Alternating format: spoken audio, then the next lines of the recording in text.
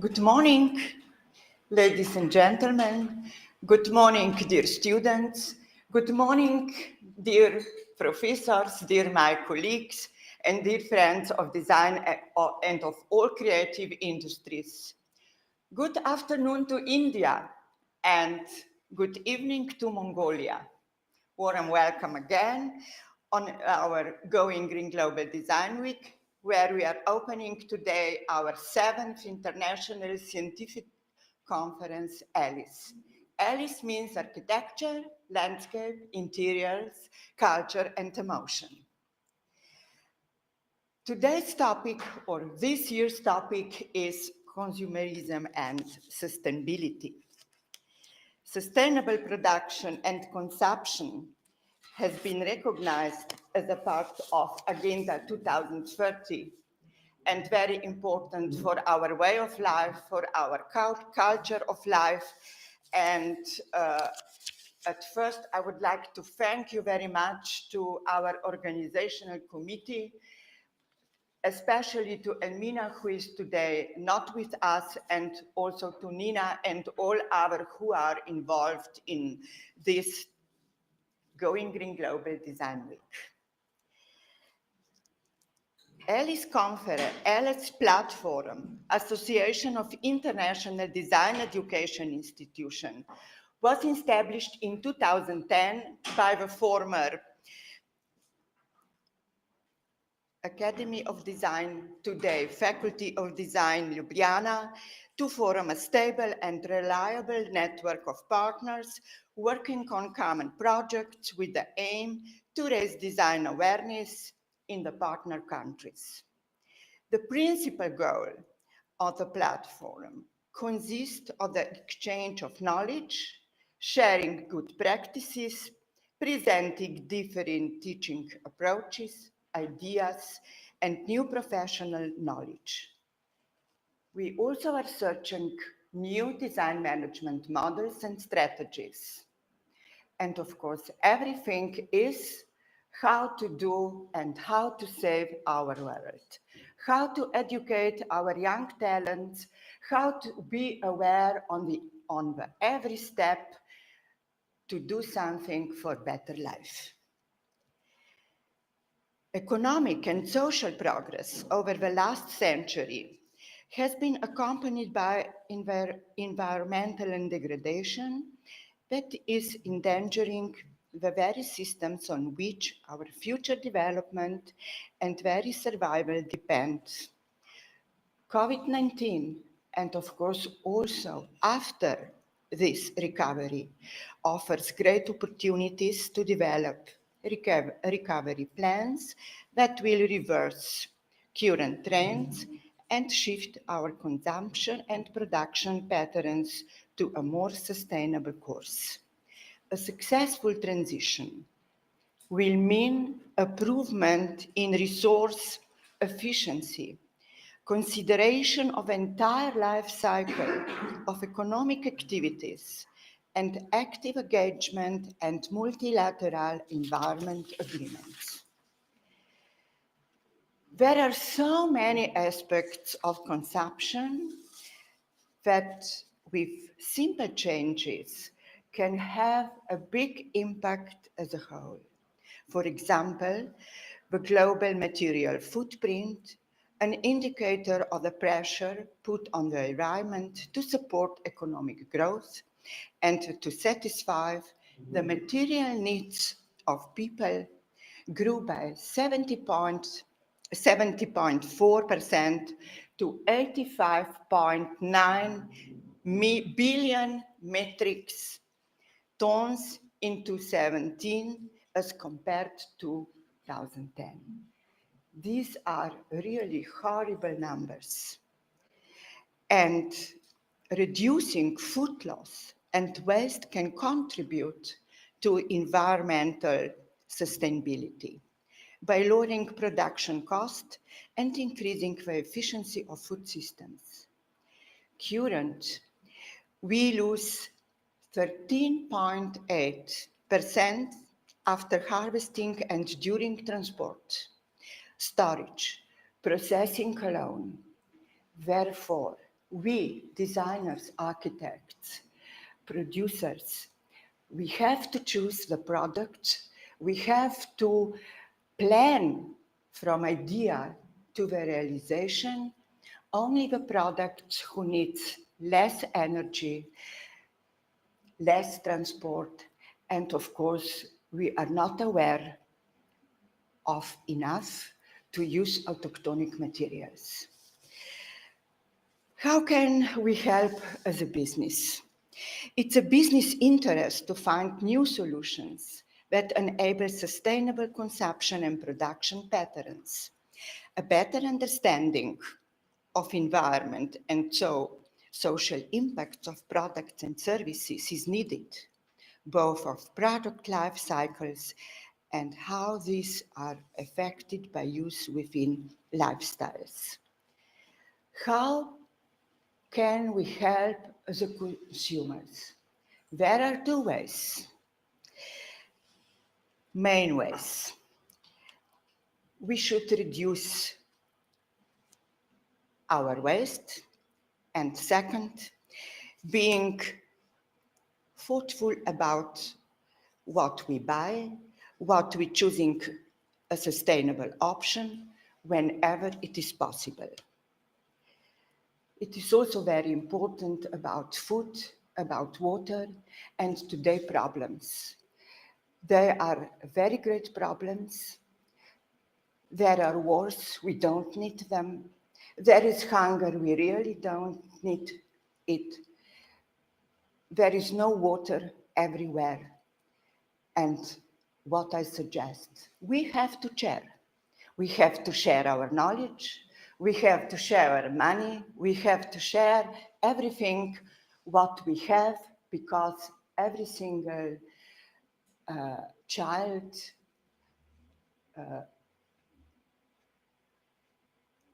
has to have the condition for his proper life. I would like to thank you so much to all our scientists, artists, producers who send scientific research or artistic papers, because there are so many of them. We are going to publish them in our 7th A.L.I.C.E book in next month, so everybody is going to get this book. I wish today a very successful day. Because of so many papers, we decided to make a round table, a design talk with our 2 prominent experts. But now for first, I am inviting Associated Professor Dr. Aleš to present his paper, and later on I would like to invite Miss Associated Professor Tanja Dvetak, an expert in the field of fashion. So warm welcome, a great day. Thank you very much.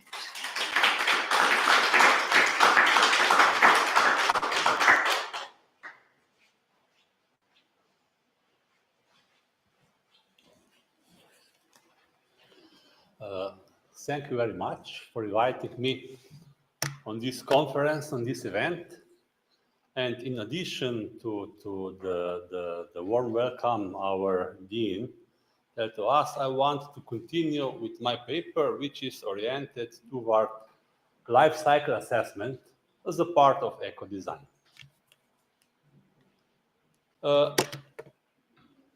Actually, we are all derived from global awareness about societal challenges, especially climate action, environmental resource efficiency, and raw materials.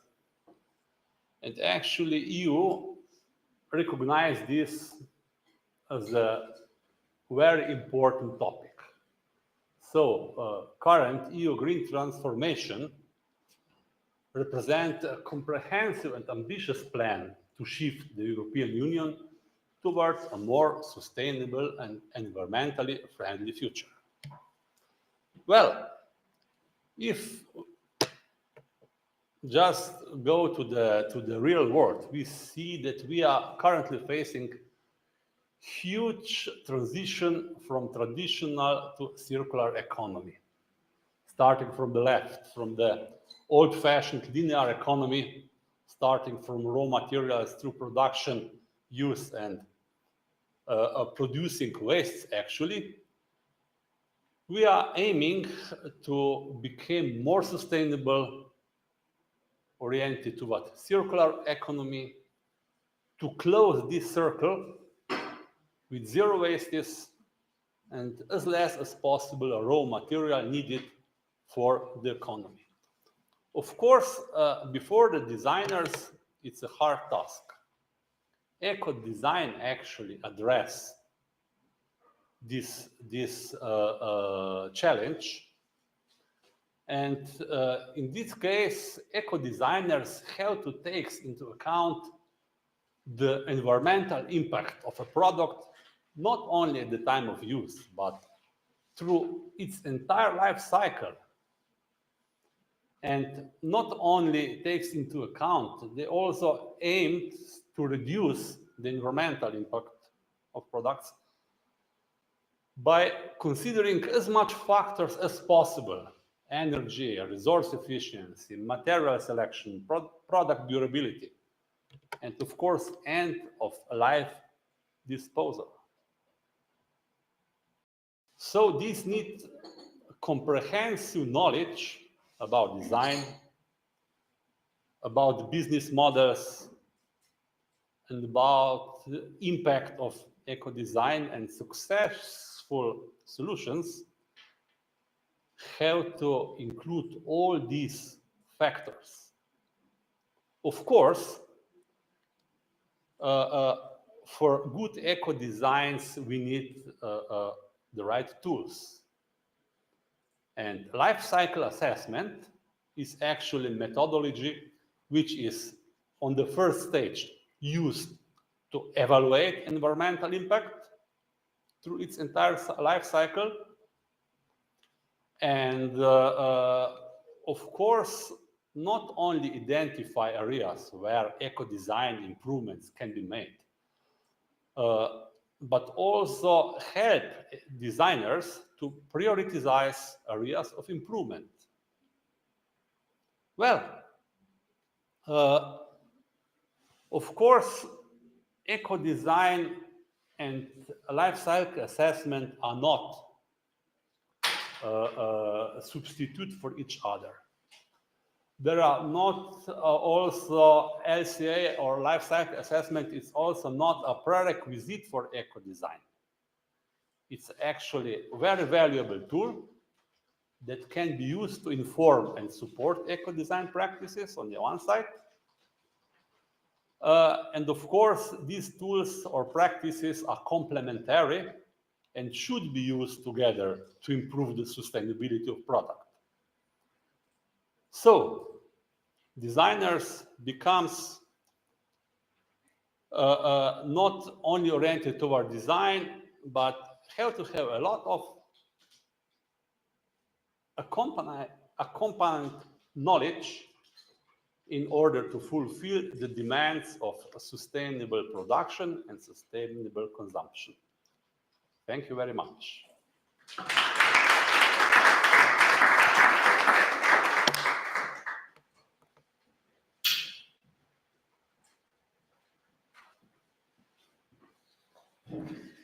Good morning and good afternoon or good evening, wherever from this global world you are listening to our conference, and warm welcome to you all. I would just continue where we actually stopped now with Professor Nada Rožmanec-Maticic and my colleague Professor A.L.I.C.E. But more closely, I will look on the topic of fashion design, fashion and textile, and in reimagining the role of consumer in that sense. But I will start my talking today more in the history with the theoretician economist Thorsten Veblen, you might know, who was talking about the consumerism already at the end of the 19th century and the beginning of the 20th century, and was talking in the context of the social strata and how this really drives the whole production context of the clothing industry. He was assuming that actually the production, the context of the production can be described in the context of existing leisure time, because if we do not have the leisure time, then we cannot actually be part of the social higher status, which of course by his theory is defined by the amount of the waste that you can have. And of course, if we look from that perspective, clothing and fashion is part of the products that we see as a social stratification, which means with the clothing that we wear, we are going in the outer world, and we are also presenting ourselves in a way where we are in the society, and we are also by the clothing defining ourselves, our identity also towards other people. And Thorsten Veblen, of course, has said that by production, by this principle of higher production, which of course was the result of the Industrial Revolution in the middle of the 19th century, with our clothing, we can have our financial reputation. We are showing our financial reputation, and also we can afford ourselves a visible waste, which is actually very contemporary in the context of the sustainable design today in fashion system. The dressing was no longer connected with the modesty, but was with the visible ways that someone is able to have. So visible waste with which we are now dealing in the design processes, in the sustainable design processes, has been a problem already a century ago, not just decades ago, but a century ago, because the mass production has developed the ability that we can have many things on our disposal. And also, if we look now the transitions and the paths globally, where the waste is going, where the production is strong, where the consumerism is growing, we see inequality in the global world. So there are parts which are highly developed, and there are parts where the parts where the highest percentage of the clothing and fashion is distributed, and there are parts in the world where the highest percentage of the waste is distributed. And also in the same region where the waste is distributed is also the production distributed. So we see now in the fashion and textile industry the big problem which has emerged in the sustainable context, the cultural inequality, and also in the sense of inequality in the world. There are big centers which are forcing and determining the path in which the fashion is developing, regardless of the cultural identities of the smaller, less developed regions, geographical regions in the world.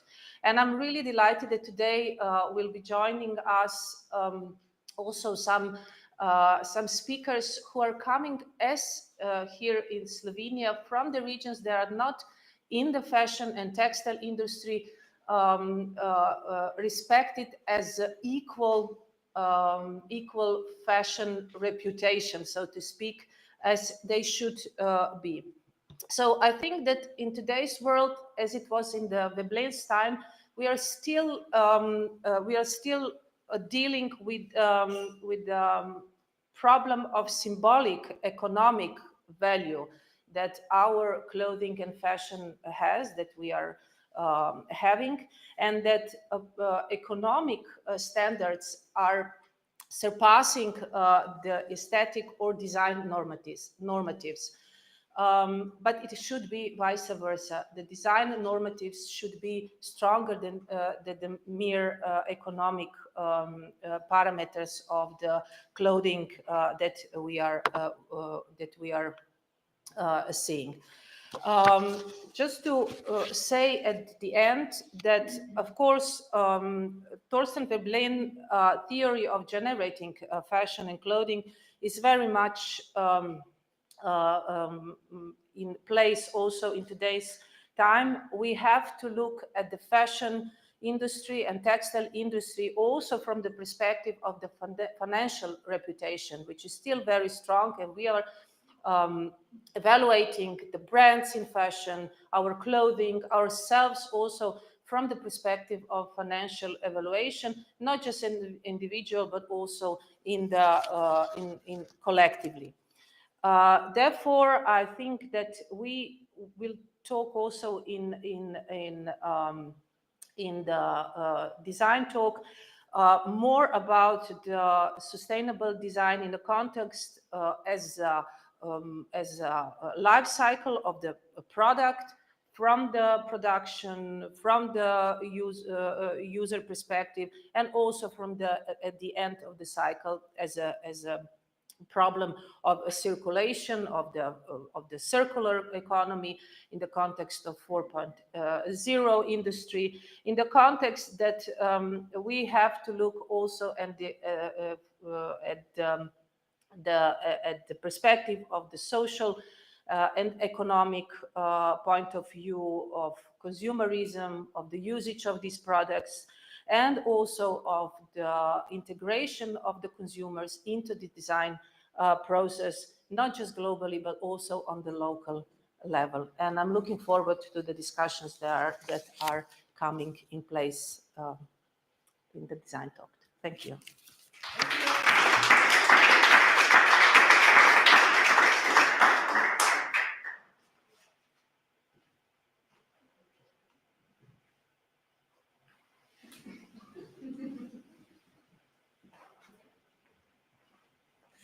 Now there's a time after our welcoming speeches, short break for a coffee or tea, and we will be back in 20 minutes.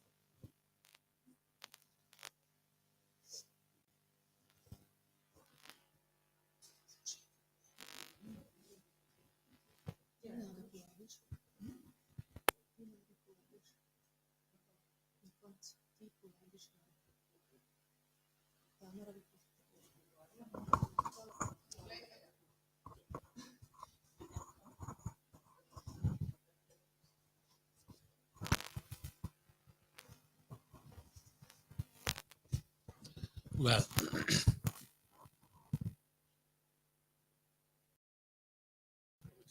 warm welcome in the second part of our today A.L.I.C.E conference. We are starting with the design talk. And first of all, I would like to invite my colleague, Associated Professor Jordan Bergins, who actually dealing with competencies of design managers. Hello, Professor Jordan. Well, you know, can we hear each other? Hello. Good morning. Okay. Yes, I hear you. Very good. Good Nice. morning. Well, design management and sustainable design are very hot topics today, actually. Design manager needs holistic set of competencies like cognitive, functional, social, as well as knowledge about the different technologies. On the other side, sustainable design also needs holistic approach to whole product life cycle. And this is very wide set of competencies. So let's start with a little provocative question. Is a good design manager some kind of Superman today? Thank you very much. That, yeah. Thank you. Yes. Thank you very much for this challengeable question. What I think, of course, and we know a good design manager may not necessarily be a Superman or a Superwoman. But on the other hand, a good design manager should have a broad understanding of the different competencies and knowledge required for sustainable design and be able to manage the team of various specialists who can contribute the sustainable design practices or projects. So the role of design manager somehow is to coordinate and integrate various aspects of design, such as aesthetic, functionality, technology, and sustainability to create successful design. Of course, let's say a trendy design manager should have a basic understanding of all those concepts and how to work together with all team members. To manage a sustainable design project, a design manager must be able to work collaboratively, that's mean in a team, with the experts and areas such as material science, for example, engineering, environmental science, and of course, social science as a, let's say, a human-centered design. This requires, of course, from the side of let's say, design manager competencies, a very strong communication skills and, of course, leadership skills. And we know that not only design manager, even the function of design leader is becoming very popular nowadays. So this require, in summary, I think that the good design manager should have a broad understanding of various competencies and knowledge requires for this sustainable design, which actually we talk today, and to be able to collaborate, let's say, effectively or efficiency with a team of specialists to achieve the sustainable goals. So that's my answer. Thank you very much. Well, connecting to your answer, I would like actually to ask. It's very wide, as we said, a set of competencies, and if we want to weigh this side of competencies, we cannot actually really say that some are more important than others, but somehow we can maybe try which is the right proportion of this knowledge if we are talking or weighting between business knowledge and design knowledge. or management knowledge and design knowledge? Okay. I think that, thank you very much. I think that based on this, let's say, dilemma, it's always depend on the specific context and the goals of the design activities. For example, in commercial setting, when the design manager cope with one, let's say, market challenge that he or she needs to, let's say, use all this data from the market, like UX experiences, the primary goal is to create a profitable and successful product. A strong understanding of, let's say, business knowledge is critical for the design activities to be the final successful result. This includes, for example, the knowledge, as I mentioned earlier, the market research, UX, then consumer behavior, for example, sales, and financial management, among others, because he or she need to do something with the costs. And finally, a designer who lacks the business knowledge, on the other side, may struggle to create the products that meet customer needs. If he or she doesn't understand what's going on in the market, and he's not going deeper into the, let's say, market need, then he could have a problem. So that being said, that both cases, so a balance between, let's say, business knowledge and design knowledge is necessary to successful design activities. For example, designers must have a basic understanding of business principle to be sure or to ensure that the design meets the market need. And of course, it should be profitable by the end. But on the other hand, at the same time, they must have a deep understanding, let's say, of the design principle and concept necessary to create, for example, successful and impactful products. So the right proportion between, let's say, business and design knowledge depend on the specific context of situation or requirements, let's say, from the client.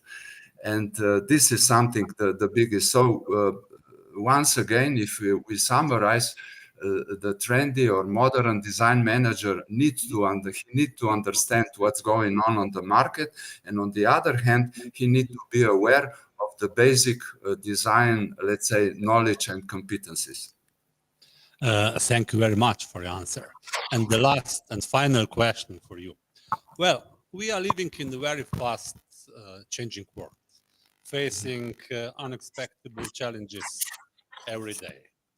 And we as a pedagogical institution, we actually need to respond to these challenges by giving our students the right competencies.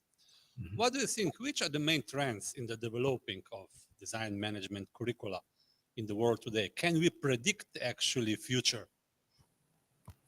Yes, again, one interesting question.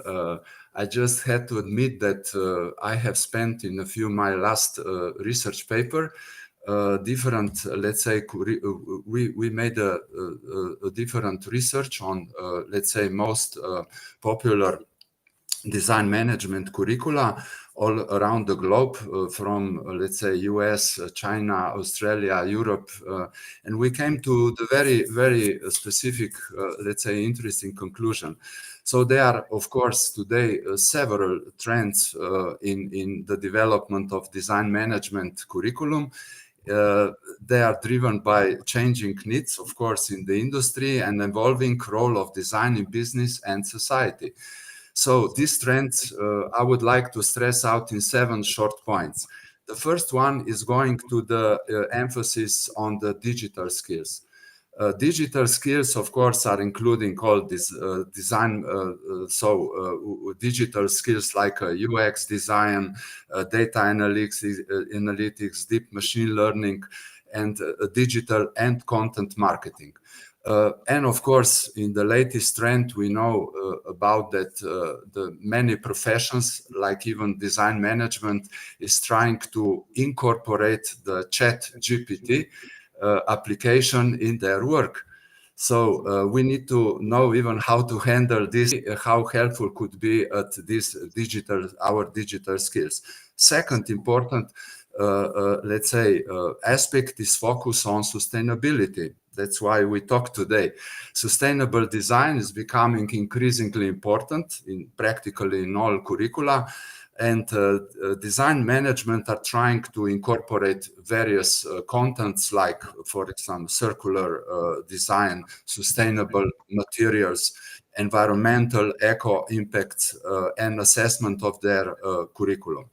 And the third point, I would go to the interdisciplinary approaches, multidisciplinary approaches, and transdisciplinary approaches. Transdisciplinarity is becoming especially actual now in trend connecting, let's say, sustainable and civil society problems and of course to make a common, let's say, solution in this field.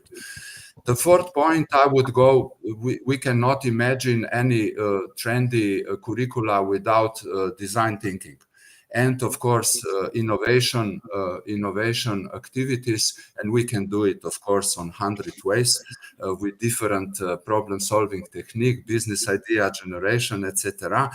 And finally, what we came out, the next point or issue is globalization and cultural diversity.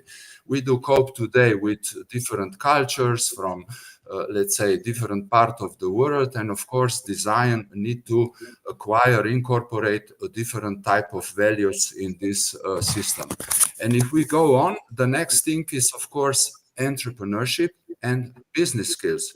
So we know that many, I would say, comparing, let's say, some most popular, let's say, graduate level curricula on design management, entrepreneurship study courses there, of course, and we know why.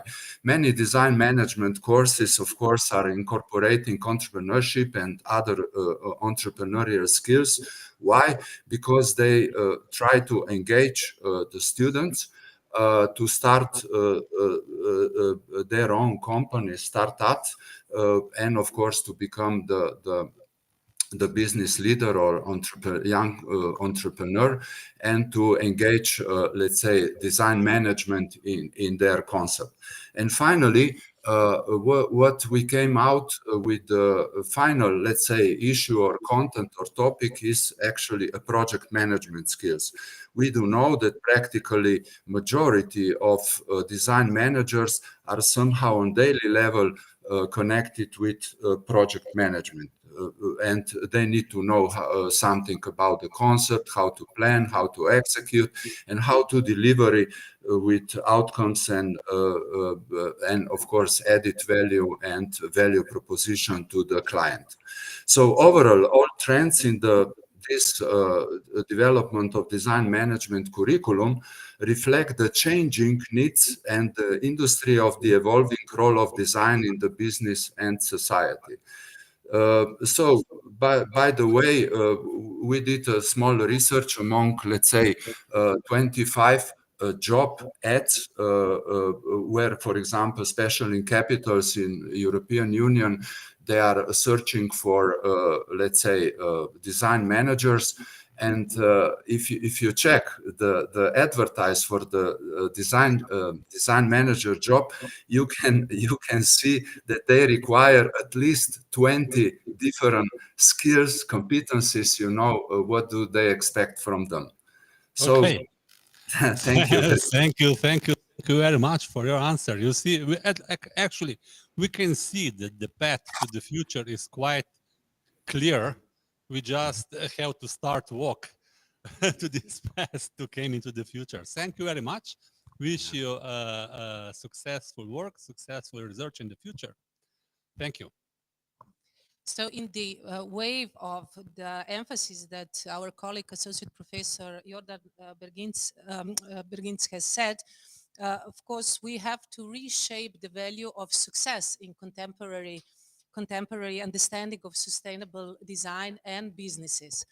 And in order to talk about also curricula further, I warmly welcome my colleague, Associate Professor Damiana Zielzer from Faculty of Design, who is joining us. Maybe we can start with different sustainability initiatives, which also we have heard are not only driven by the fashion industry and manufacturers, all the standard businesses as we know till now and the future. I think in the design process there will be more than needed integration of NGOs, public sector, and consequently also current solutions do not always necessarily reflect environmental and social changes if we don't reconnect also other institutions, not just the businesses or industry in this process, study process. So probably it is necessary to involve in educational process various stakeholders in the fashion and textile business, like for example, civil society, non-governmental organization, public institutions, sectors, and with that also address relevant content. Who are from among those institutions that you collaborate within the Faculty of Design and therefore enable students to acquire relevant competencies for working later on in the future in the fashion? Thank you. First, I would like to say that the study of fashion and textile design at Faculty of Design based on the project work that includes several sustainable approaches from designing for longevity, upcycling, reusing, zero waste designing, also redesigning, using different sustainable and recyclable materials, as well as considering handwork, crafts, and also other new technologies. The focus of education is based on conceptual development, covering the full process from conceptual design, preparing sketches, using materials and technologies, different textile, traditional and modern techniques, and also developing prototypes, collections, brands, and promotional material. During their study, the students have opportunity to collaborate in different projects, also interdisciplinary projects. They have to collaborate with different companies, not only from fashion and textile design, but also with other companies and also with social entrepreneurs, with public institutions such as museums, galleries, and other cultural institutions. But of course, every year we are organizing or trying to organize professional excursions or visitors, tours and museums, and we are trying to present students' work on exhibitions and also in Ljubljana Fashion Week. How do you find, if you go further with these competencies that the students are gaining within the time spending at the Faculty of Design, how important is for these competencies also to get students to be more connected with the so needed social, economic, political context of the contemporary fashion or the fashion in the future? How much this is needed to not just the core knowledge that they will of course get in the competencies, but also this wider range, as it was mentioned before, this maybe also not just the technical part but also the humanistic part of the fashion design. That students are open for this all this knowledge.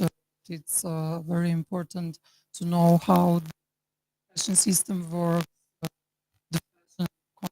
So it's very important that they know and they are trying to incorporate this knowledge in their projects.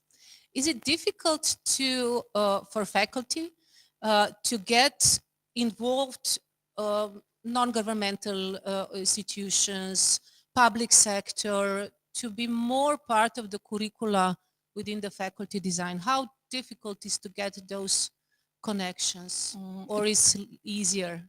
It's not so difficult because we are presenting our results not only in Slovenia, also abroad. So normally they contact us, we collaborate in different projects. So I think. So they are more keen to Yes. get involved with the creativity within the study process. Do you see any differences with the projects concluding within in connection with the non-governmental organizations or the public institutions in comparison to the companies, to the businesses? Are there different approaches? Of course, They are. because it's oriented, so it's big Difference. big difference to cooperate with a company or with a public institution. It was earlier on many times used the word success, and in business success means something different than probably in the institution. Therefore, it's probably very important that both sides are connected within the curricula. Yes. In today's world, as we were talking, fashion designers not only manage the traditional approaches and practices, but of course their competencies are also tied to design activities, ideas, or even platforms, so to speak, that shape fashion industry more as a whole, more also sustainable as a whole, not just some parts within that. How meaningfully is to integrate the changing circumstances in fashion, which we are facing today, into effective curricula? How difficult or what are challenges to integrate all those? First, I would like to say that textile industry is considered one of the world's most polluting industry, with great impact on environment in all process phases, from production and processing of raw materials till end use and consumption. Therefore, textile industry is searching for new circular solutions to reduce their environmental impact. According to European strategy, so new European strategy for sustainable and circular textiles, we can expect in the future further development of new, more sustainable textile and non-textile materials, as well as on the field of recycling materials, because we all know that only 1% of materials or clothes due to heterogeneous structure of the materials. As the production and consumption of clothing or textile products increase, so does the problems of textile waste increase. In Slovenia too, we are facing with these problems. In research made in 2019, this research showed that approximately 12 kilogram per capita we throw away our clothing. So we will face also with this problem in the future. What else? What will be the key points, on your opinion, on fashion and textile curricula to integrate, in the future? Yes. Of course, we will follow all these directions and strategies, and we will try to strengthen projects in sustainable manner. So work on that in the future, also for curricula. So it's also with different connections and integrations from the public or ungovernmental. For example, this year we made a project that is also exhibited here. I don't know if you can see this dress. I think we all, collaborate with Odell from Loka, who produced bed linens and pillows. So our students of third year classroom, they upcycled these textile leftovers and they developed unique clothes or dresses that you can see also here. So I'm sure that we will in the future also follow all these strategies and try to make in this way. So more sustainable or circular future.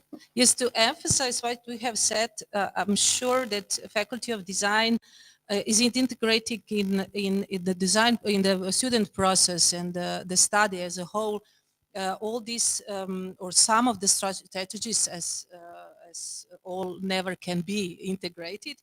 At the end, the students, of course, are not getting their knowledge just from the studios and classrooms, but of course they understand that their work go beyond just the classrooms and the studios. And I thank you for all the answers, my colleague Damiana. Thank you.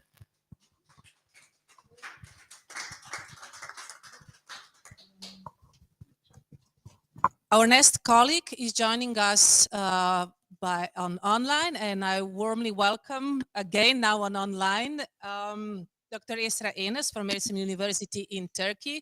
Nice to see you again. Yes, nice. Hi, everybody. Good day. You have written, you are working in a fashion and textile, you've been connected with the fashion and textile industry, also in your research and also in your work at university. You are working in the research work, your research work, many things are derived from the meaning of the consumerism and its strong generation in the generator in the contemporary society. So in today's world, the consumerism is oriented toward satisfaction of desires rather than needs, and this, of course, has its roots in the history.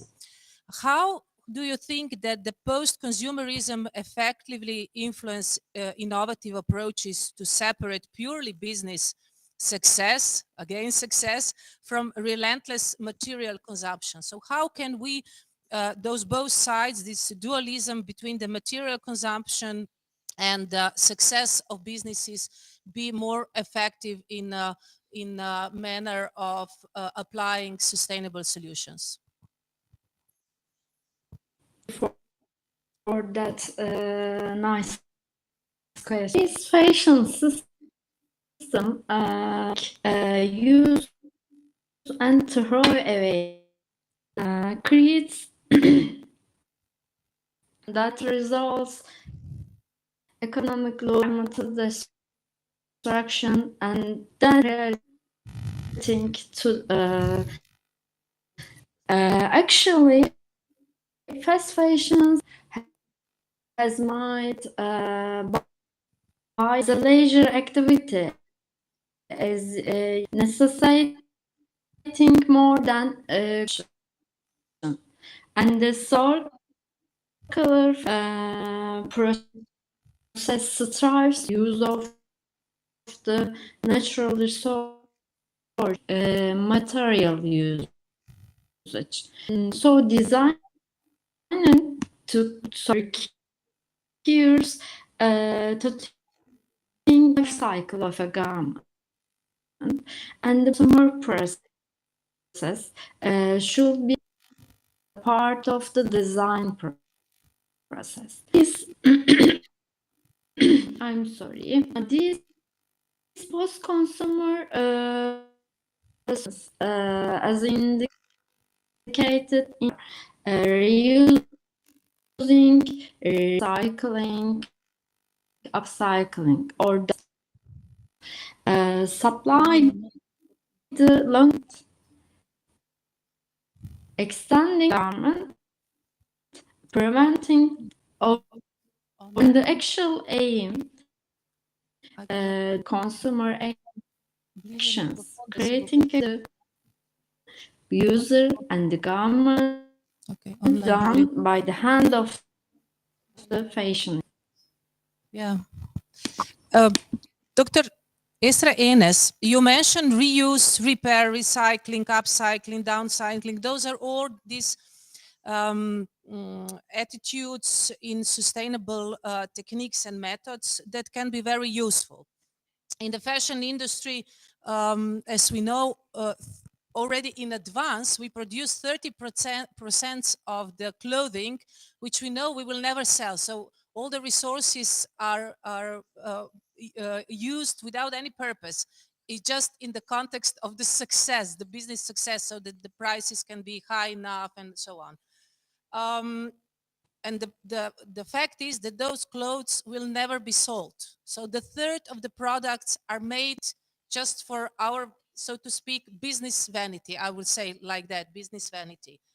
How can change business concepts focus on services rather than products, so that we emphasize services, the whole process, rather than the actual product, and then we reduce this 30% to the minimum possible, or even change the whole processes so that we will not come to this, even to 1% or less. It's not acceptable in the manner of sustainability, and then make these greater shifts in the in sustainable consumerism. In months to this to that fast fashion, fast consumption, and that's totally fast madness. Totally, producers should to be able to renewable, upcycle, downcycle, and at the end life. And with leadership or individual process options on this our consumption, a consumer requires to prevent problem. So we are with consumer and fashion products important at this point. Under consumers that they are have an active environment, why they are more and more garments. But nowadays, fashion positive behaviors, clothing ideas, interested in taking care of, and the end of its in conclusion,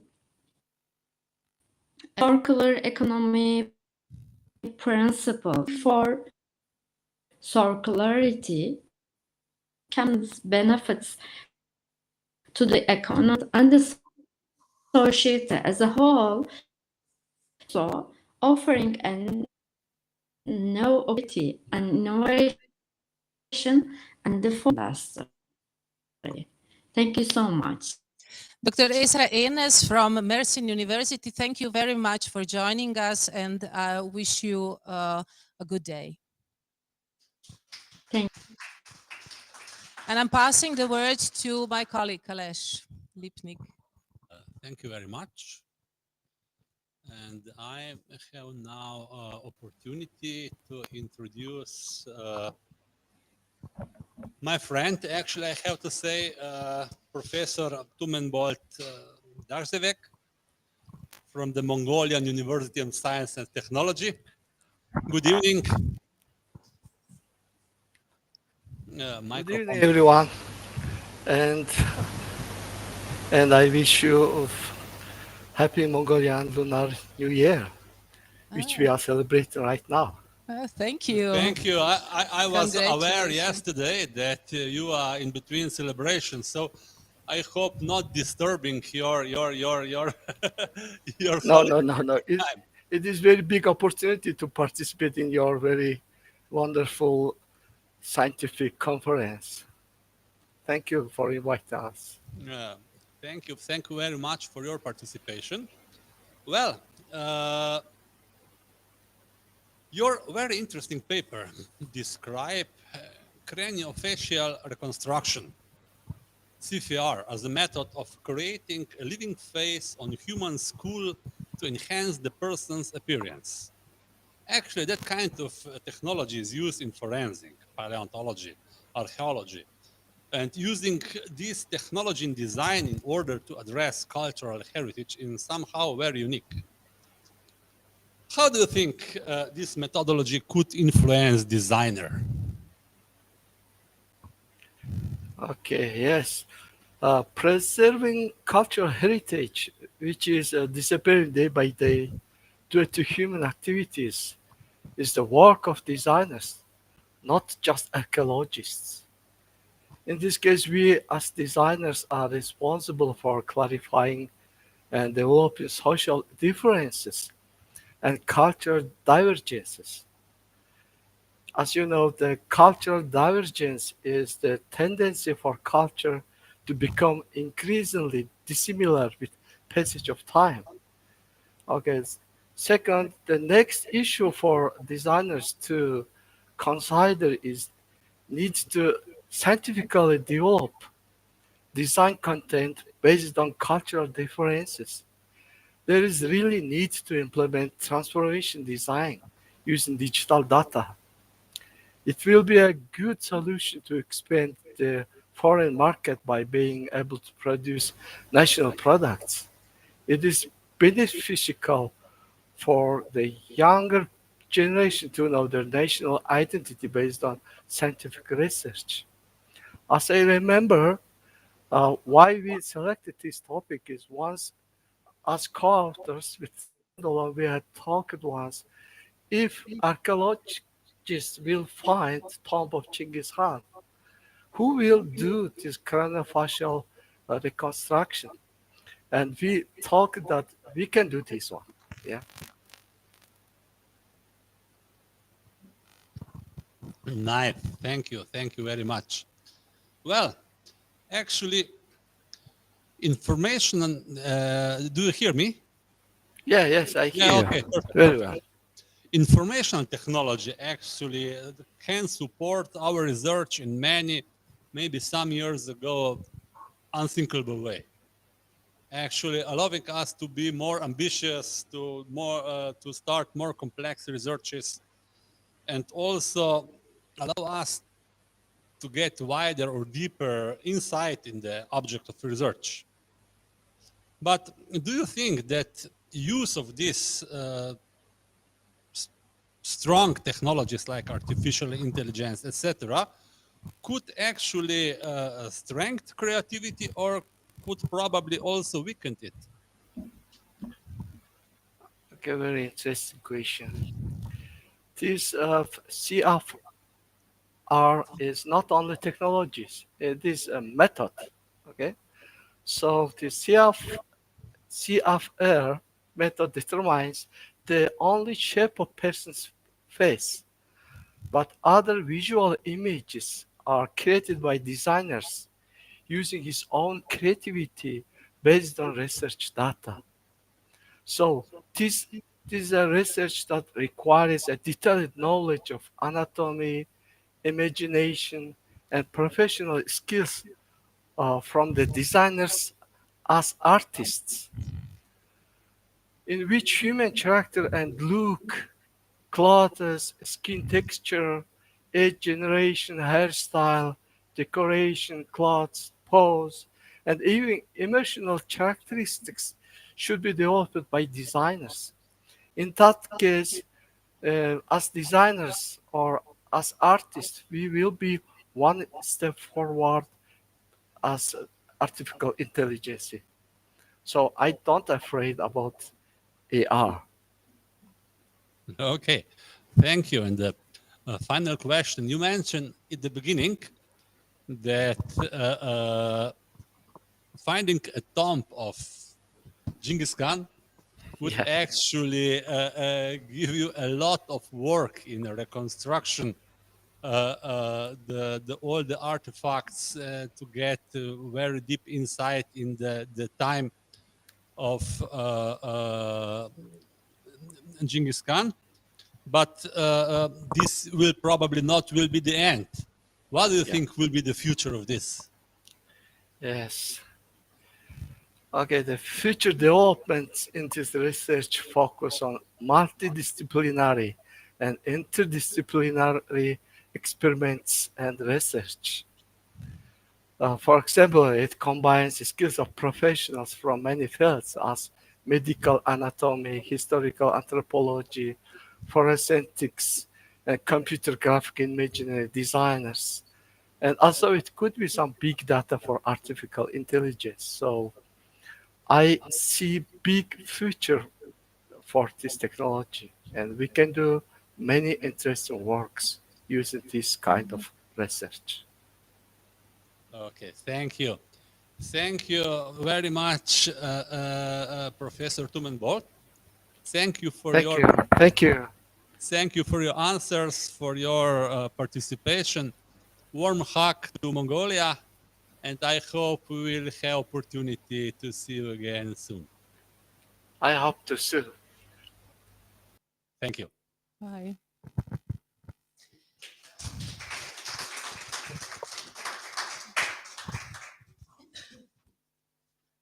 Now we warmly welcome Associate Professor Sana Sharma. Welcome you back to Faculty of Design. She's joining us online from DOT, School of Design in India. Good afternoon. Afternoon. So lovely to see you. I think I've had a long association, so it's lovely to be here. So it is nice to that you are part of the design talk.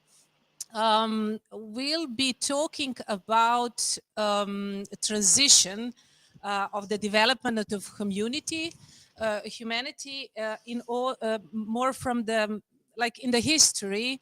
There hasn't been the division between the makers and designers. Makers, well, the designers were not in the history so much developed, but the makers and the consumers, which is a very rather a recent development in last decades, that the consumers has been divided. We don't know actually who is the maker or designer anymore. We just see the products and no one behind. No human being is behind that. So we just assume it was made by someone or something.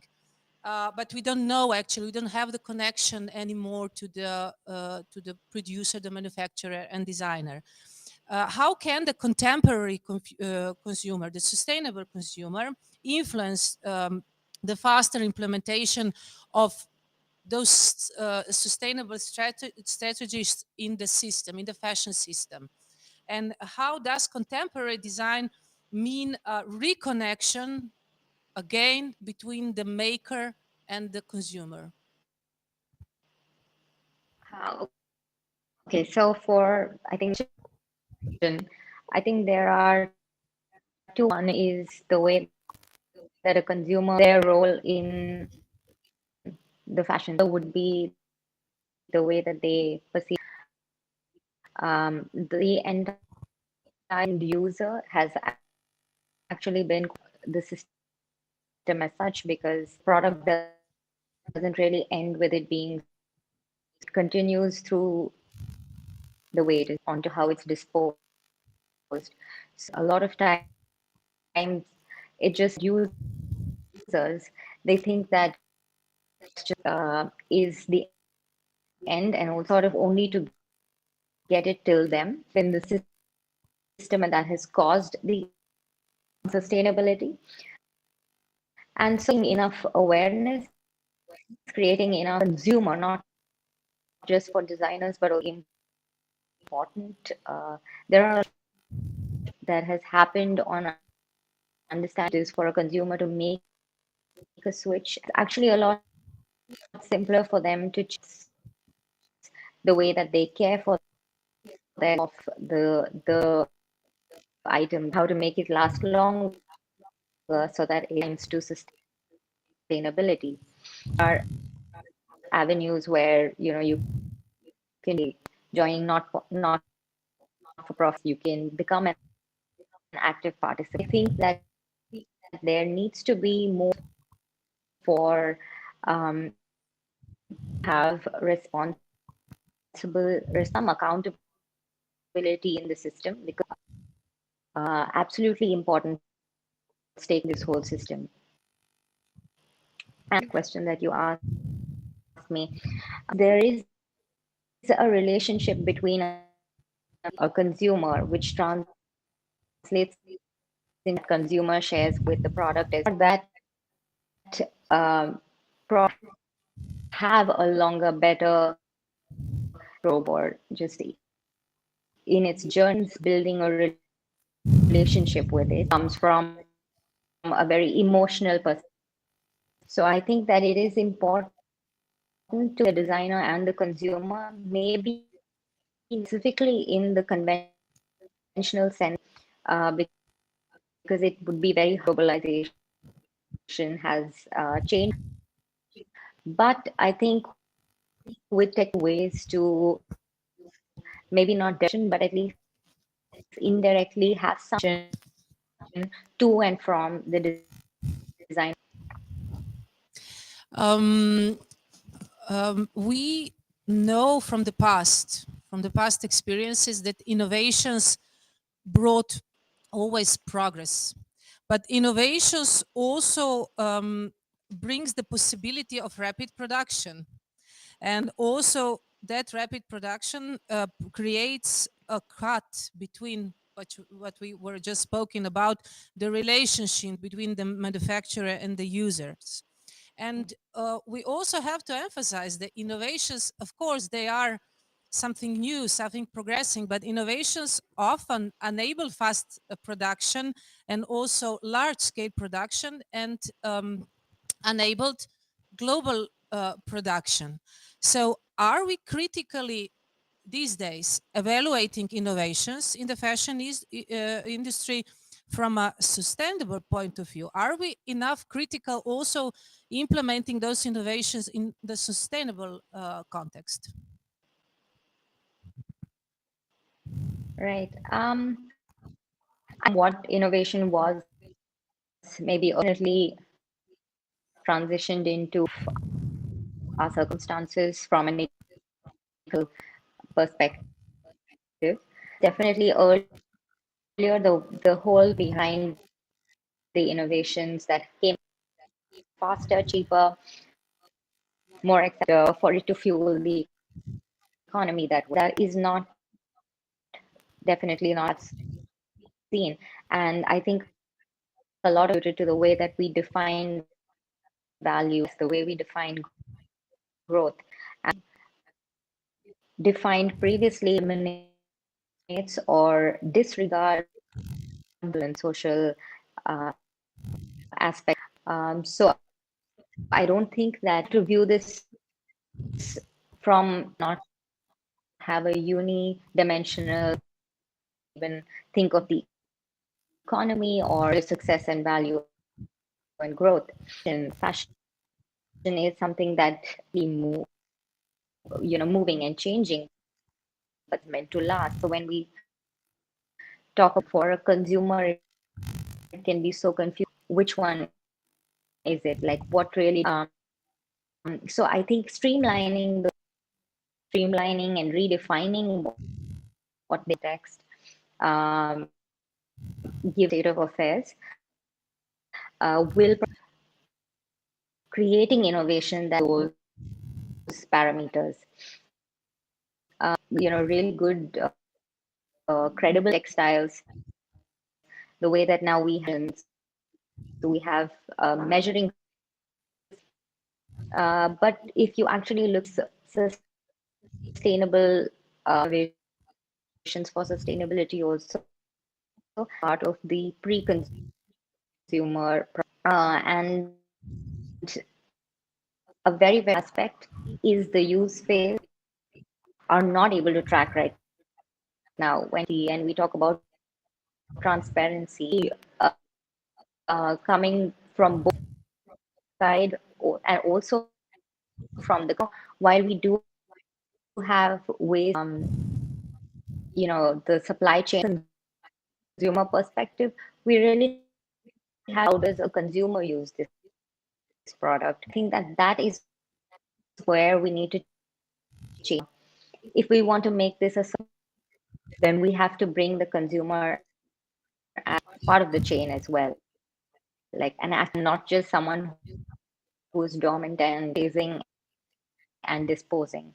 They have able to communicate like I mentioned earlier, be able to create these new innovation and are bringing change because it is.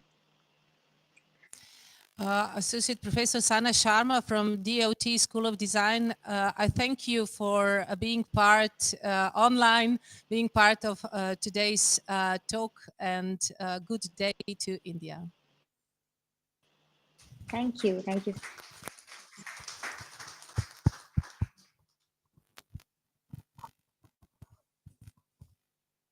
Thank you very much. I have opportunity to represent two more guests from Mongolia University of Science and Technology. Professors Nomin Munbat and Gantuga. Oh, can we hear each other? Hello. Hello, good day. Hello, hello everyone. Nice to see you again. Hello, Alice. Yeah, me too. Nice to see you again. Good evening. And we just hear before you are in between the celebration of Lunar New Year. Yes, So, thank you. Nice, and happy New Year for you. We are quite deeply in the new year, you know, in February with this conference. And well, I have some question for you. You make very interesting research on visualization of historical heritage using virtual reality. And actually, use of virtual reality for visualization of let me say historical heritage, it's quite demanding process. I can imagine. And how do you decide, or which were selection factors to choose objects of reconstruction, like Zogtach White Palace you reconstructed? Okay. When we selected a timeline of history of Crete, a virtual museum, we tried to select data that has a strong influence on the social situation of the time, but with less evidence. For example, the 14th, 17th century is called the dark period in Mongolian history.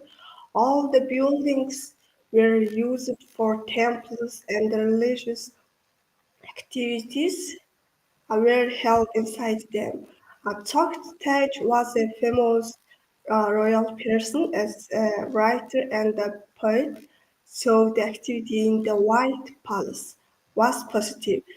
The White Palace of Toktaj was used for educational activities, as can be seen from the documents that highlights the structure as the cultural center of Mongolia in many historical sources.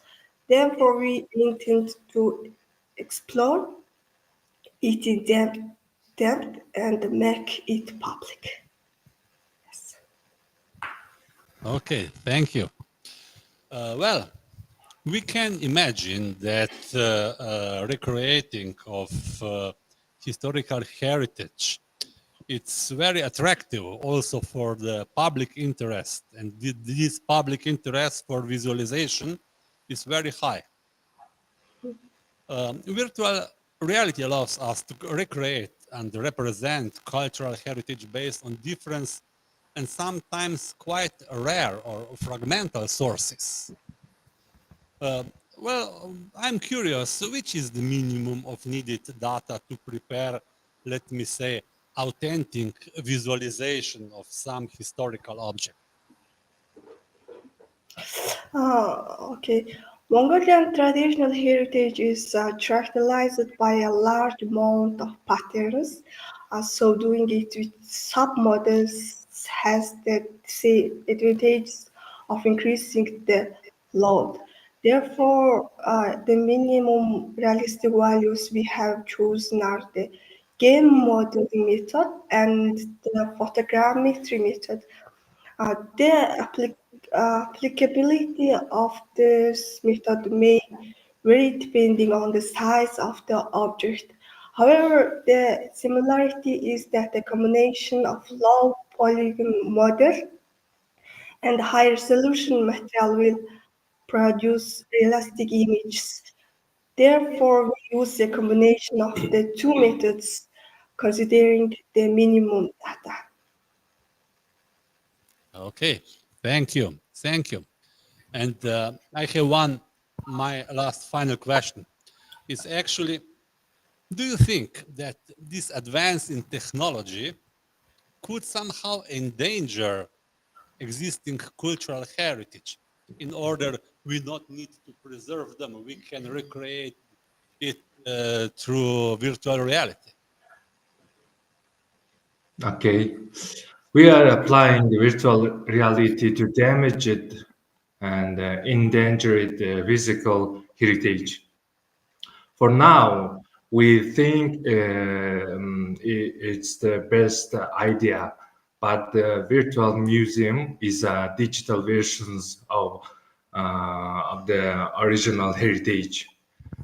It's important to create a safeguard for universally accepted digital versions. Should the original work be destroyed or damaged over time? It protects against duplication, distortion, and the loss of value.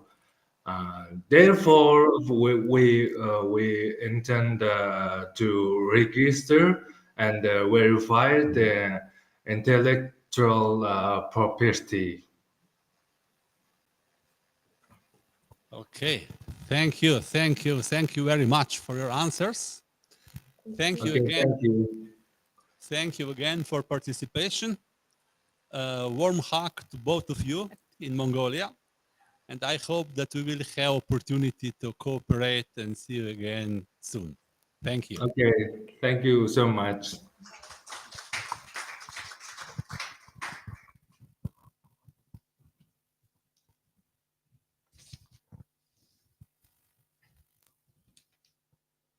Our next participant is Assistant Professor Inge Kalarlipat. Hello. In Lib. Hello. Hello. Well, my professor of urban sociology at the faculty said once, "A city is natural environment of human. Like in nature, habitants facing different challenges regarding the fact that you are describing concept which is located practically on the border of two different states. What do you think, which are some additional challenges which you have to take into consideration when you are preparing this concept?" Well, thank you, my colleague, and thank you for all the speakers before. Well, I will represent you this paper that was done with our student, Demetra Yards. This was her diploma work with my mentoring. Department of Interior Design. And as we talked here and we heard a lot of words about the reuse and sustainable projects, in this paper, we as well reuse the old buildings, and we present the conceptual design of International Cultural Center on the border between the two countries. And we showed the historical background of the area in question, the urban development of the cities. One is on the Italy, in Italy, it's Gorizia, and was established in the Middle Ages, as you've mentioned before, about the urbanism. And the other one, the road is making the border between us, is named Nova Gorizia, that was established in 1948 by our very well-known urban architect, Professor Edo Rauniker. And of course, the cooperation and co-creation of a common center over the time. We describe the location of the two existing buildings and their current condition and purpose. These were two old buildings on the border, and of course, Demetra did the really perfect research, because these two buildings were her home of her grandparents. So this is as well, so I think as well, not the connection between the two towns, different, quite different, because Gorizia was established around the castle, and this new architecture that was in 19th century. And of course, this connection is, I think, very important as a family. We address the subject of a coincidence of the old, already existing architecture and the newly added part, the image of which is contrast to the style of the older buildings was created by the design. We connected the interior with the new purpose of the premises, the cultural center. The goal of the assignment was to rearrange the old architecture, change its purpose, and create a facility that will offer the environment to the Gorizia towns, both new Gorizia, as we call it, and Gorizia in Italy, new spaces for preserving and upgrading the common cultural heritage. This was, I think, the most important mission of this paper that was done. Okay, thank you very much. Well, as you said, a different urbanistic concept, this different history, different nations, and this interlacing between new and old means very complex thematic, actually. Well, visitors, future visitors, which are the main messages which will be received by visitors or users of this space? Well, maybe it's important that I will explain you why we solved this problem and made this project is like an example of the combined cultural customs of Slovenia and Italy, both in the social and private sense. The facility contains a small and large conference rooms, restaurant, a small museum section, and a small number of rooms for the accommodation of the potential international and more influential guests on a city tour or on business trip. But what's most important, I think that I must explain you why we did this, why Demetra did this research and this diploma, because Slovenian Nova Gorica and Gorica are the European Capital of Culture in 2025. And of course, this new center, the creation of neighborhoods, interconnected cities where activities and functions do not just add up, they complement each other, that we can obtain an upgraded center in terms of quality and quantity, which every single city couldn't receive as we received for. This is really something special to be the European capital of culture in 2025. And the aim, maybe I will just continue. What is the aim of this renovation is to create the space for living, collaboration, interaction, and relaxation for the tourists, visitors, and all these people that will be gathered here in this 2025, where all this big process for this European Center will go on with all the projects. And this is just the small, let's say so, added value in architecture, urban design, and of course with the connection with those cities. Okay. Yeah. Thank you. Thank you very much. Okay, it's okay. You're welcome. Sorry. Now I'm pleased to welcome, I hope we have the connection. I'm just waiting for the connection to be done and long. Okay, so I'm pleased to, hello, I'm pleased to welcome Dr. Narantonko Kdavayo. I hope I pronounced correctly. Oh, Warmly welcomed, and good evening to you and being part of our design talk. As has been mentioned today, we're talking much about highlighting cultural and consequently aesthetic or design diversity as one of the key factors in the global introduction of also socially balanced sustainable development, not just environmentally, but also socially balanced sustainable development, as well as equal development, and the position of the design practices on the global and local markets. How do you think, how important is, upon your opinion, the fact that the product is manufactured where it was designed, so at the same place, that it's not so globally dispersed, but in order to develop a design sensibility among sustainable consumers, how we can integrate back, as we spoke earlier on, back integrate the makers, the designers, and the consumers, and of course distribution of those products on locally on the same geographic regional area. mm. Thank you very much. First of all, I wish you all the success who is organizing and also participating the conference, seventh International Scientific Conference, A.L.I.C.E. So it was our pleasure to join this year. So hope we will be joined next year also. So thank you very much for your question. So yes, it's actually quite important view for us how to bring our local product into the international market.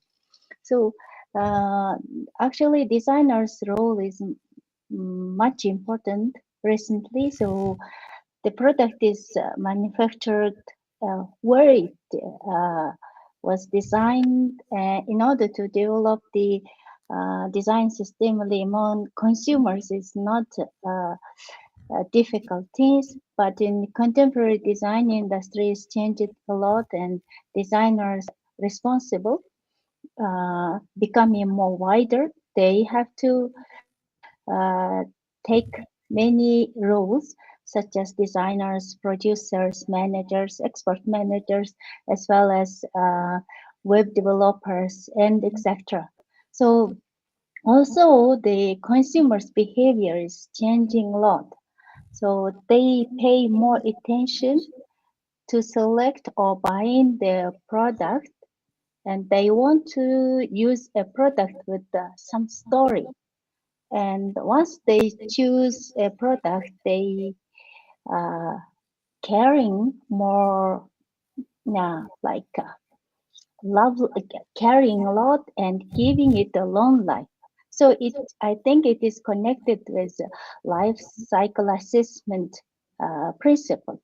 So once the consumer buying a product and their policy is changed, so I think it's we can reconnect it the sustainable design goal, SDG goal, and so consumers also think about how the product is made in local area, or how does it like stream into the international buyers. So in the frame of our study, and I would like to mention that the traditional nomadic art has already preserved 8 principles out of the 12 from the sustainable design principles. So in case of our study, for example, I want to mention renewable materials or local materials, longer lifetime, and preserve local culture. Those is more how to say, easy to deliver message from producers, designers into the consumers in the world and other markets. So I think it's not easy for us, but it should be work many key contributors who need to be interrelate together to bring up the local product into the world market. So once we create a good product into the which kept the cultural identity, and later we need to provide the commercial requirements. There is another issue is coming up. So okay, I hope I can answer your question. So Yeah, this is my view of Yeah, you were deepening the issue, which I think is very has a very deep root in the sustainable applications in the contemporary businesses.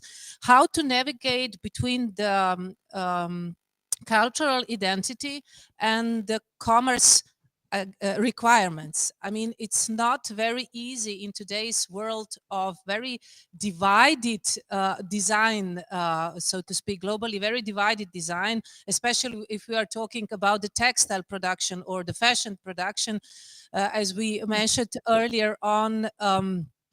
Globally speaking, majority of the places are not considered to be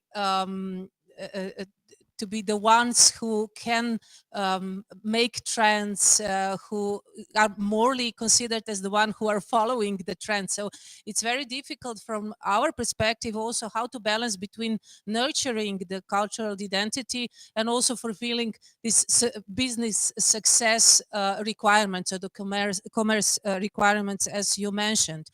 So the business success of local production requires, of course, also consumers. We always have to navigate between the consumers and the practice.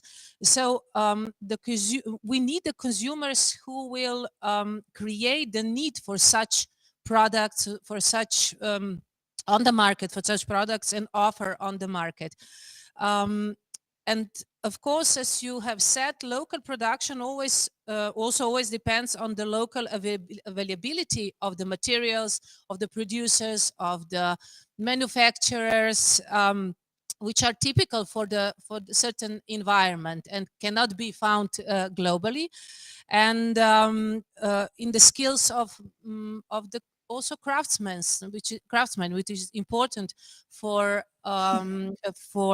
nourishing the cultural identity. And the craftsmen are already very rare in different places around the world, in many cultural environments. And we have to nourish that as a cultural diversity. And as the production of textiles and textile products are mainly in the past been based on the industrial production and global production. How do you assess the global market success of products that emerge from the local cultural identity or are the products of the cultural global diversity?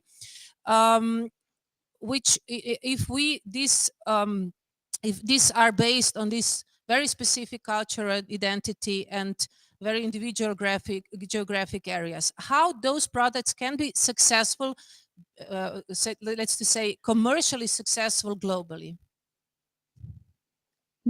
Good, good, thank you. So I'm really happy that your view of points. So yes, I agree. Like all the activities are important to bringing up the local product into the commercially. So I just mentioned before about the some like a design principle, 12 principles. So I think it is more easier to give some understanding to the local producers about what is the need of the international consumers, and other side, and we can give what kind of the concept or principle behind of the local cultural identity, what kind of the cultural design hiding behind of the product, local product.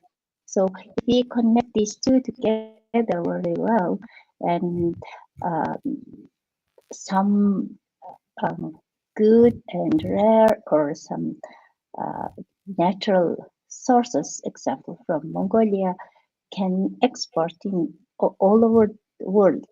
However, we are facing many problems. So I think the product made from local resources and export to other cultures should be respected by that culture's consumers. So it could be some like a typical source for consumers, but the design could be different, or material could be respected or not, or product quality is not fit to use for that European environment or Asian other countries environment. But it means it doesn't mean that the local product doesn't fit to the international commercial market. It means we have to connect them more smart way. So how we connect? So we do some study to deliver the redesigning of the traditional art, and started some activities and evaluated progress of the project where the bottleneck at the moment. So after that, we worked together who already known in that culture or work together with international designers to update our product quality. So international experts or who already have a well experienced, those experts advice for us, maybe it's better to bring up these cultural elements or cultural identity into the commercial market together with this product. So this can be the way we are thinking. So another example is interrelation between the different sectors people. So I would like to mention here one project results, we cooperated together with Japanese university. It is higher education engineering projects, but the many different measures people work together under the one objectives for that. So one is, for example, mechanical engineering, textile designers, and computer designers. Those people are working together and to bring up one new kind of type of the product. So I think it's interconnection between the different cultures is also very important to bring up the local product into the commercial markets. This is what we are looking at the moment. Yes. Dr. Devayo, I thank you for your contribution and opening issues concerning the sustainable design. Thank you for being a part of us. Dr. Devaya was joining us from MAST, Mongolian University of Science and Technology. I thank you and I wish you a good evening in Mongolia. Good. Thank you very much, all of you. Bye. And we are back here at the Faculty of Design. I'm pleased to welcome Ms. Petra Jeric, who is a PhD candidate, and she's coming from National Institute of Chemistry. Warm welcome. You were presenting your discuss about your research work that you did. We have to emphasize Ms. Jeric is also a fashion designer, and you, of course, in this at your expertise as a fashion designer you were presenting the various biomaterials and using this this topic also in developing your own fashion collection. How would you evaluate different approaches in this biomaterial production, considering the consumption resources, which of course also appear by the biomaterial, and their impact on the environment? We are less talking about the evaluating impact on the biomaterial on the environment. Does it exist? And what is this? You know, the consumption of the water, the energy. Of course, we know that they are biodegradable at the end of consumption, and we can resource them as a resource. We can use them as a resource again. But how is it within the whole process? Thank you very much for inviting me to this design talk. Firstly, I want to give you around some materials to see what we are even talking about. So yes, as you already said, of course, also biomaterials have some environmental impact. And there are also different kinds of biomaterials, and also biomaterial doesn't need to necessarily be sustainable, because in the definition, biomaterial has 50% of biological connection. So it means it can be 50% from natural sources and 50% not. It doesn't even need to be biodegradable in the definition. But of course, I try to design biomaterial that is made completely out of natural polysaccharides, so natural sources. It's also biodegradable and recyclable. And yes, for materials, of course, we are using some biomass. I used agar, so it's polysaccharide made from algae. And in some materials, I was also experimenting with using different starches like corn starch, tapioca starch, potato starch. And here, for example, could be an ethical question if we can use crops, for example, corn, that could be used as food for something that is not food. And so that is why in the future I want to get those polysaccharides out of food waste, so that, or maybe some other agricultural waste, so that those materials would be even more sustainable. And yes, of course, in the production there is also used water, but it's much less than, for example, when we are producing cotton or other fibers.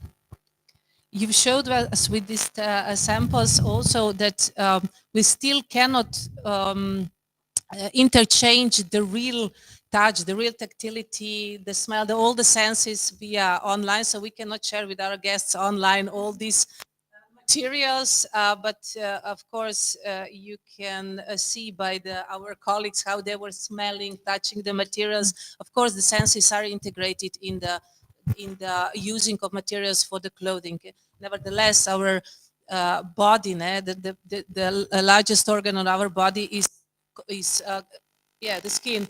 It's covered with the clothing, more or less the majority of this organ, and the tactility is very important in this, and also the smell and everything. But back to your research, so the biomaterials how do you find, can the use of biomaterials be the way to the 0-kilometer production, so that, as we spoke also previously on, can be locally be integrated in the local production, or is the part of the, again, large-scale production chains? Yeah, so I think it can be produced with zero waste, so locally, especially if it would be produced out of local food waste, which I think would make the most sense. Because everything from these materials we could get in Slovenia, for example. So I think, yes, it's potential. Yeah, it's also potential probably for Slovenian textile and clothing industry. Yeah. Can be integrated. If, I mean, industry, we can even not speak in the Slovenian sense, but more on the manufacturer level, can be something integrated also, as we spoke today, in commerce success, in commerce requirements. And now we were talking about the consumerism today a lot. And I was using the term sustainable consumerism also a lot. But how do you find, can we interchange the sustainable consumerism with the active, which is also in many studies used as something to be approachable in regarding the sustainability in consumerism? Yes, I think that these two terms are not completely the same, because sustainable consumer tries to minimize the environmental impact. So with his or her purchasing habits, he or she is trying to, for example, just buy products that are sustainable, environmentally friendly, locally made, and also he's trying to minimize waste and so on. But the active citizen is trying more actively, he's desired to change the society. So I think that active citizenship citizen should also be sustainable consumer, because like it's the only right if you are promoting this to also live like that. But of course, it's kind of not necessary. But I hope it's the next step in the future. Probably Yes. we have to develop. We have to go forward to the active citizenship consumer, so to speak. We have to emphasize that you developed the whole collection out of the research from the, and developed also the biomaterial. And this collection, probably some of our guests and followers of today's talks will also Google you and try to see this collection. This was a fashionable collection, unisex collection. And in the process of fashion concept, of developing the fashion concept, also developing the sketches and the design of this collection, were there any leftovers, or the waste, so to speak, more waste, material waste, or did this biomaterial was designed in length, or was designed to fit the pattern cut surfaces? Actually, it was designed in meter, like like I could do even bigger, like 1 meter 4. So I was the materials big enough that I needed for my patterns. But if I would have enough space, the materials, it was easier for me to do smaller. So everything easier like that. And I cut the patterns out like we do. Cut-offs then I used for smaller accessories like jewelry and stuff, and the rest I recycled to get new biomaterial, so I could use it for another pattern. So this is advantage of using biomaterials, because the waste, the cut-offs, as you said, is not a waste anymore, but it's again resource for another process, another design. And my last question is, like we have seen, the fashion and textile products are based on ductility of senses, of useness. So in the terms of this tactile quality, and also the aesthetic possibilities that this biomaterial is offering, for which clothes, for which collections, for which part of the fashion do you find is more suitable? So is it women, men collections, evenings collection, casual wear, sportswear? The materials that I created are mostly for accessories, like jewelries, because they for clothes there is much more specific, because the material has to be strong enough, but at the same time not harsh enough, like not rigid enough. For the clothes that I created, I think I could improve. But yeah, as I said, it's a little hard to actually create it, like to feel really good inside this. But I hope eventually I will figure it out. But yeah, in general, the biomaterials that we know nowadays are used for like everything they could be used. So. Yeah, of course, please. Yeah. Excuse me, because I'm so curious. I do want to be, I'm an interior designer and architect. And how can we use this really biological materials? Can we use them as well for interior design, for example, for the sofas and interior design? Because the structure is really perfect. Or maybe for the wallpapers or something like that. Are they strong enough? They have a smell, they have a texture. I'm just asking, can we use as well as a sustainable consumers and of course the designers of interior design? Yes, I think that materials would have to test it. And also when I was designing them, I had in mind clothes as an accessories, but then if you want it for something else, you can change the recipe a little and make it maybe more appropriate for interior design, more strong, exactly, yes. So yes, I think it would be a possibility. I think this is really very good approach. Yes, to be more sustainable as well. We in architecture and interior designers. Thank you.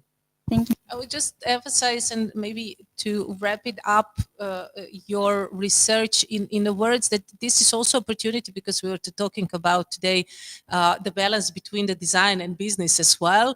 So I think that this is opportunity in Slovenian identity and of course history in industry in that sense, for some startup, for some new businesses, an opportunity to be, marked as as a new idea, and also that your research, now just the research, but can have also some commerce then consequences, and I think has now, if I can be connected to my calling, of course you have many possibilities also to use that in the future.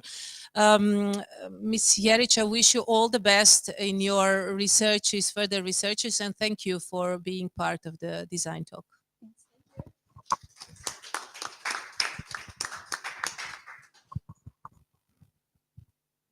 Well, our last guest I will introduce is Anna Maria Čuden, our postgraduate student. She's working on the launch of Design Lab, working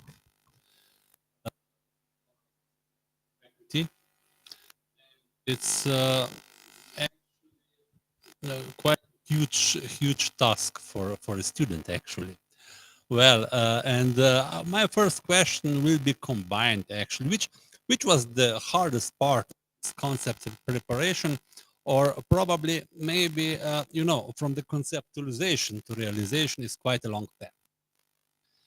And what do you think are the breaking points of this path, and which are probably the hardest breaking point in this process? Yeah, thank you so much. Tell that all of the previous guests who have spoken here are really have a good point on sustainability, and my project is maybe more human to human based. So I would say it's a very complex project in a sense that we want to make the optimal environment for a student who is growing and who wants to get new knowledge, wants to gain a lot of different perspectives in these years. So I would say that this is maybe the biggest challenge, to holistically design this environment for our students.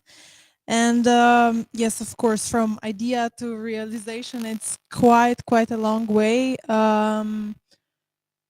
But the breaking point for now would be the realization that we really need this kind of design thinking lab. So the space where we can combine knowledge, and as Nada said in the first speech, we have to gather all the perspectives to gain something bigger, better, to concept and design something that could be also a better perspective for the future. So this, and of course then some funds, new space that we have to find and everything.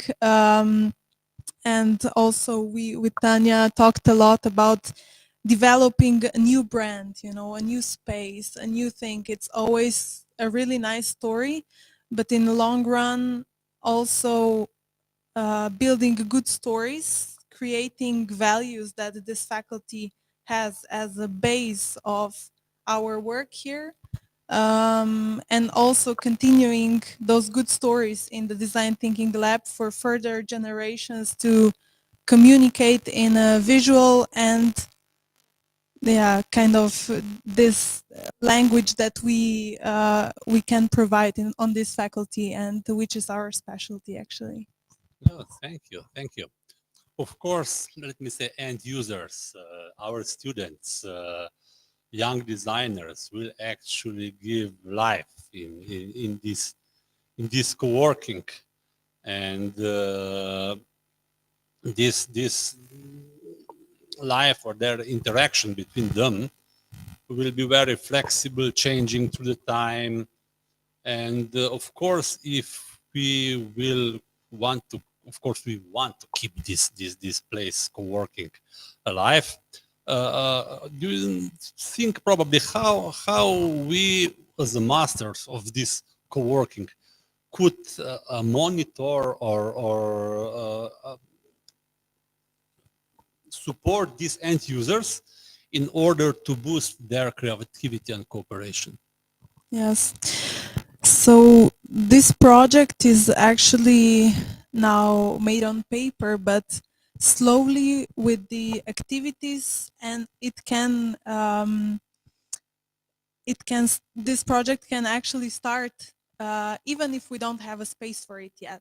To understand me correctly, so with the student council, I would say we already started with a few activities that can be applied to a co-working design thinking lab later. And in just maybe marketing sense, getting to know your end user well is usually the key to success story. And with the activities that we provide already now, we are getting to know our end users.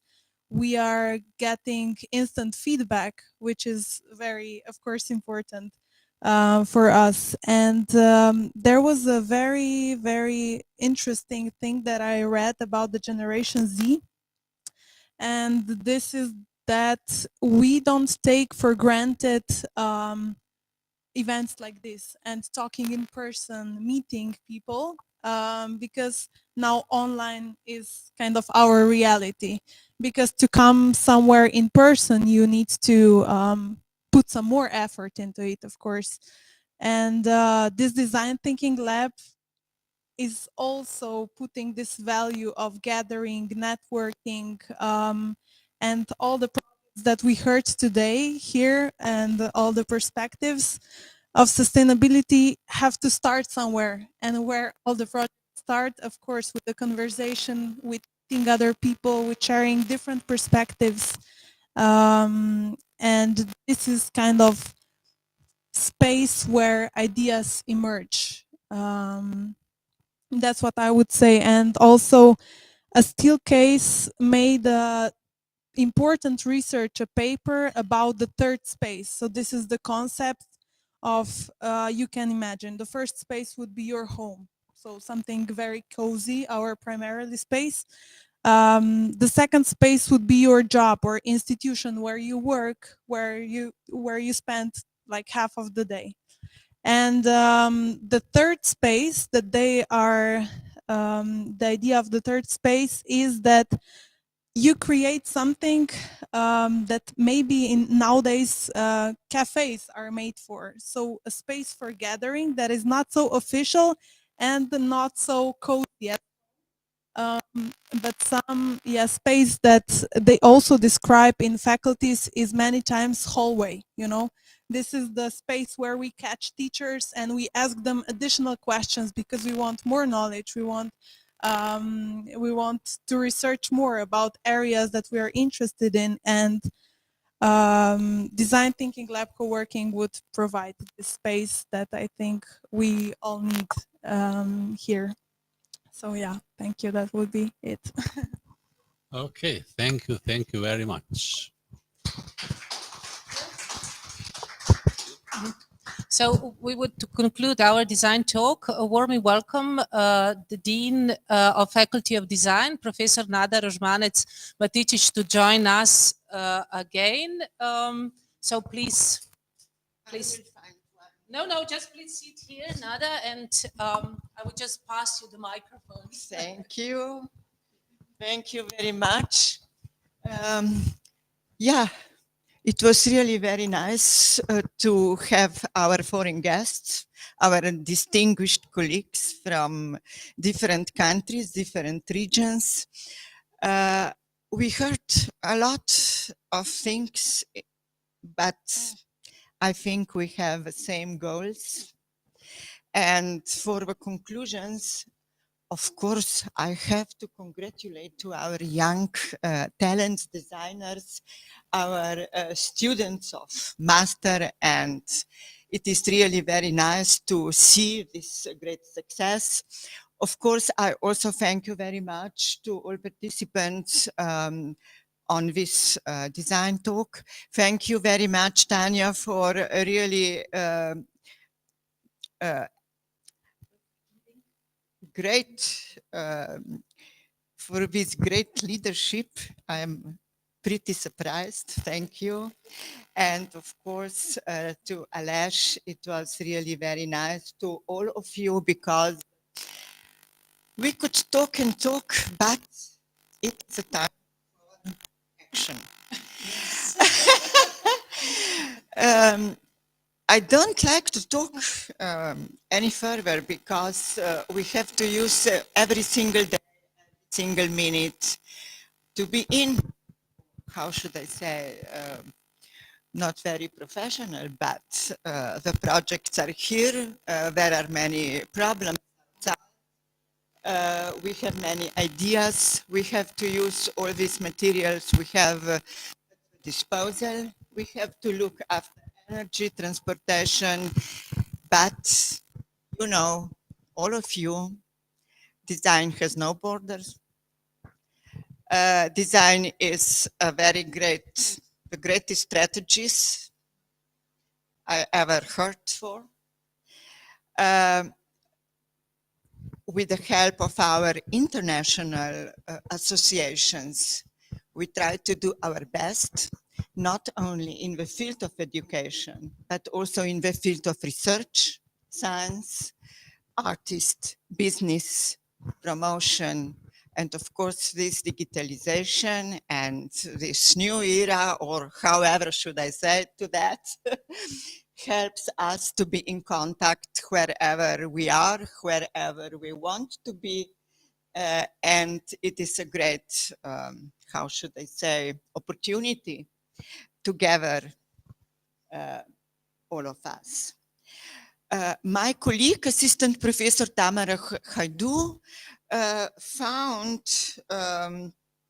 the latest report of sustainable development, report from United Nations. You could look what is really very important and what we still have to do until 2030. It is not very simple. I know that every country has her own plan, strategy, vision, and so on. I could only say that we have to implement a 10-year sustainable consumption and production framework. We have to realize by 2030 have to achieve the sustainable management and efficient use of natural resources. By 2030, we have to, yeah, thank you so much. I have only 2 hands, you know, until now.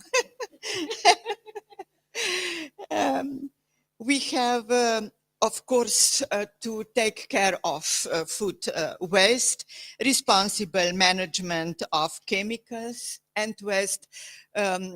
Here we had a lot of things we have already done, especially the companies all over the world, but there is still something to do. So I would like to say we have to work very hard and very sufficient, and to realize all the vision we have, especially education and institutions. I have to say that we on Faculty of Design are very much aware of all these problems, and we have really every expert, every professor, every teacher has his own idea, his own vision, and it is perfect because the students have to learn different opinions and different approach. And of course, they have to research their own business models also there when they step in their career and they want to build it. But if I can say further, then we have to encourage companies to adopt sustainable practices. You know, it is very, it is not a cheap way, but I think companies are trying very hard to do their best because they have to live on one hand. And I know it is really very difficult to make something right in this direction, but I think they try all the best. Then we have to promote sustainable public procurement, of course, all good practices. For these things, we have policies and politics and so on, not only in our neighborhood, also in all cities, towns, regions, countries, of course. Then we have to promote universal understanding of sustainable lifestyles. But we have to do that and think about that. And we have to support developing countries' scientific and technological capacity for sustainable consumption and production. I think the policies have been made in this direction, and I hope that that we could do something in more development countries. Then we have to develop and implement tools to monitor sustainable tourism. We are speaking about sustainable tourism every day. You know, Slovenia is winning, is winning, and I'm really very happy because our country, as you know, is very green, covered by wood and trees, about 60 or 70%. And we have a really very nice opportunity also to use our natural materials as wood and all other resources. And for the last, we have to remove market distortions that encourage wasteful consumption. That would be all. I would like to thank you again to all of you. As I said at the beginning of our conference, 7th A.L.I.C.E conference, all papers will be published in a book, also in a digital version, but also in a paper version. So have a very nice time. I send my warmest regards and regards from our Faculty of Design to all universities, to all speakers, and I hope to see you not only online, but of course in life. Thank you so much and good luck. Thank you.